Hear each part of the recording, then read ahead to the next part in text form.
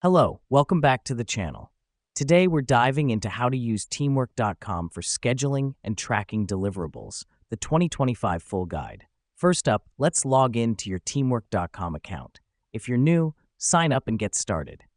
This is where your journey begins. Managing tasks and tracking progress becomes easier once you're logged into the platform. Now that we've logged in, we're going to create a new project.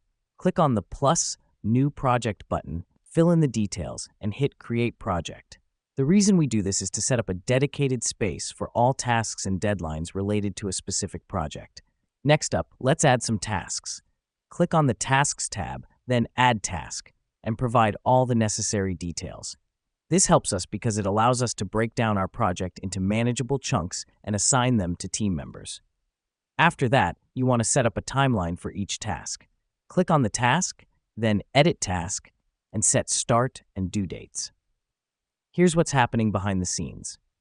Teamwork.com is creating a visual timeline that will help you track the progress of each deliverable.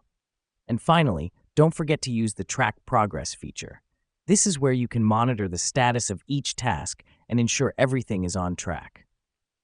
Let me explain why this matters. It gives you a clear overview of your project's progress and helps identify potential delays early on. And there you have it. You're now equipped with the knowledge to schedule and track your deliverables using teamwork.com. Thanks for tuning in, and be sure to keep an eye on your deliverables as they progress to completion. Keep rocking those projects.